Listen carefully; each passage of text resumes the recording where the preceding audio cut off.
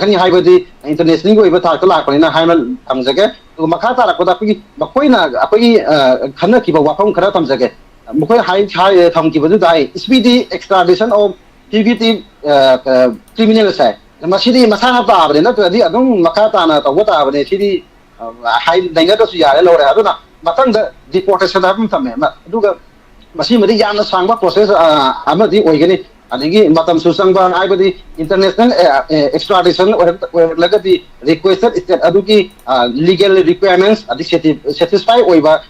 oida laigani aduna foreign court na haiba sidadi aduki mati procedure yamle adigi mathangda mu agreement or mutual legal assistance habam de asi madi yamna phaba mane maramdi country khuding bang amaga amaga assistance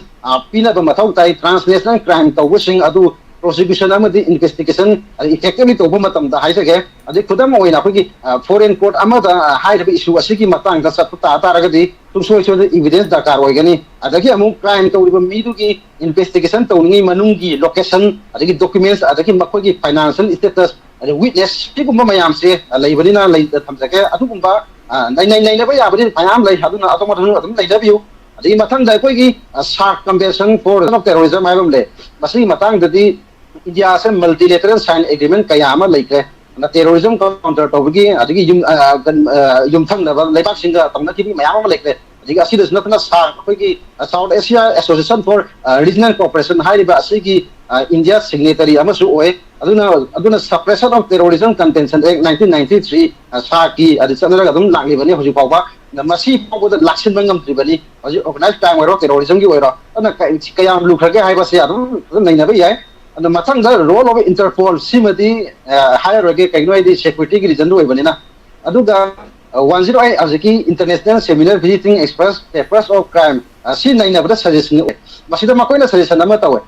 yamade phatta aduga habak oina onthokpada praktita ba matangda oina ja koi need for speedy trial hai makoina hai base it is justice should not be done but should be seen to be done hai yamde mai prince yamde phase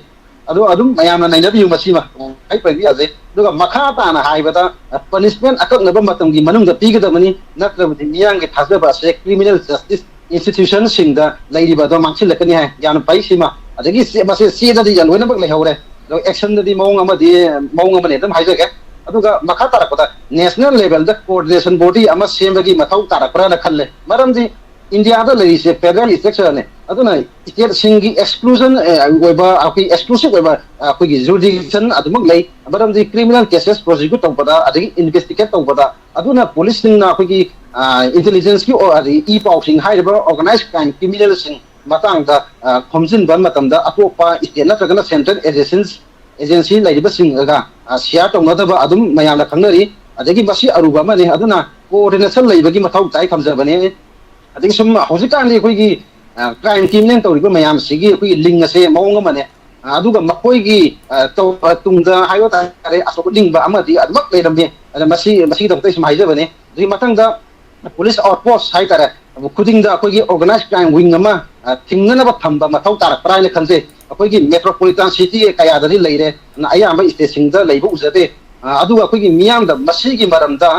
awareness pibagi sangsu yamna nemi haisage adigi loina na koigi district level da su sel thamba mathau ta bana kanje maramdi district level aiba se api basic administrative unit oirebane na tension ja ke yam sang du male koigi adu koigi police station mapangal kan kan handa ta agadi adu su kana ro maramdi lairiba police sing adugi koigi mapangal infrastructure sonaba adu matam da yan adigi ya adu kai bosomba ta ta agadi pana yamna koigi coordination body leita agasu state or national level da oigra sema su effective leina thabak to haibadu madi awa boigni thamjage adu common database form enforcement agency leiba matau tabra kanse hausi phawada uzabada national crimes records bureau si kakana thabak to bodi leitaba mali khalle anamaramji organized crime to mayam sigi data collection ki damakta state amadi central ani makta mechanism daga institution leibagi mamita atri aduga waidagi luisi apagi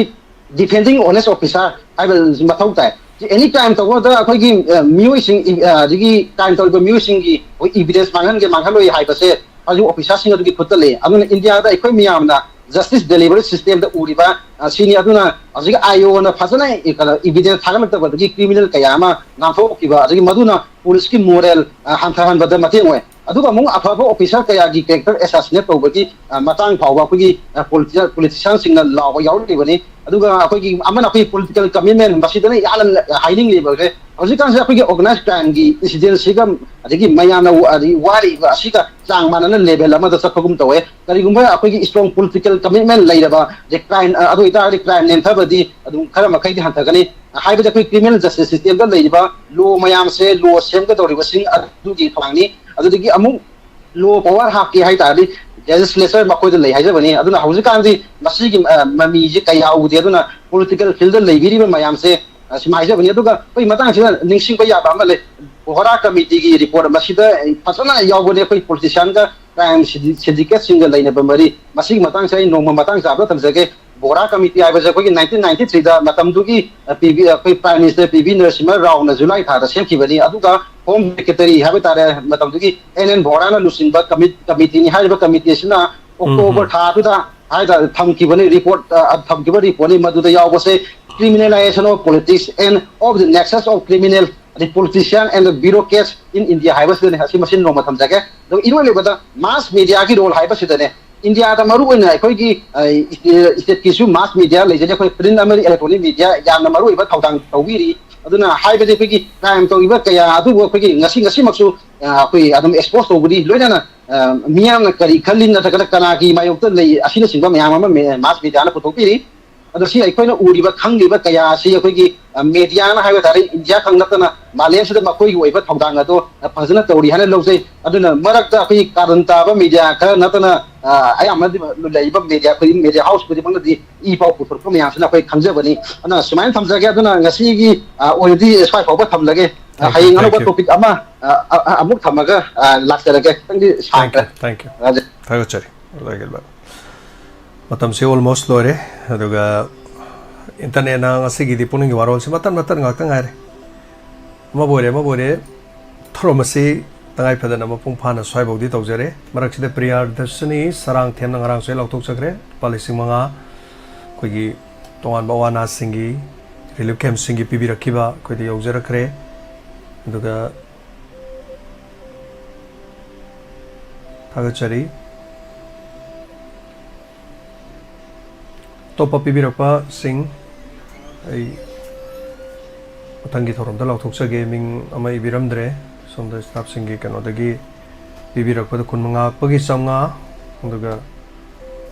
donor gi chama inau hi raksana bana ai gi raksana bagi di thank you so much ai adam awana da dum season azage tadopa du pibirapa sigi da ma haiba tare kigi samdagi ngarang tengbang birap kibani mingdu ngarang apak kidaba haibetare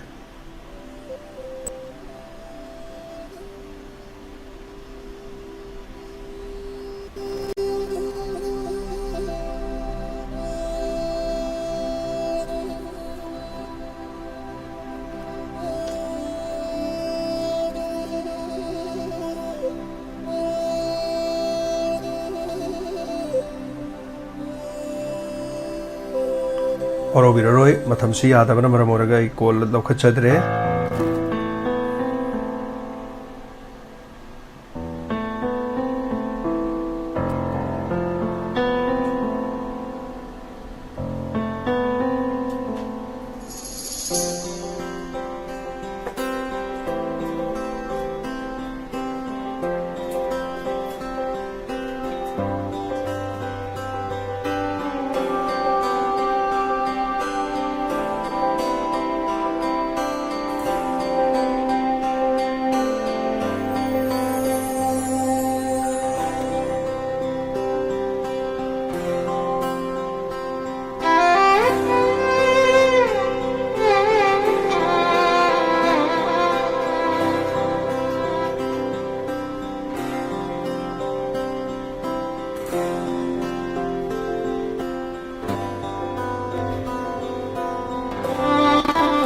Karang tingmang birakhiba lupa lising machama bibirakhiba siming ibiraktabana akoida khudong kitang sagidabani do waro biroi.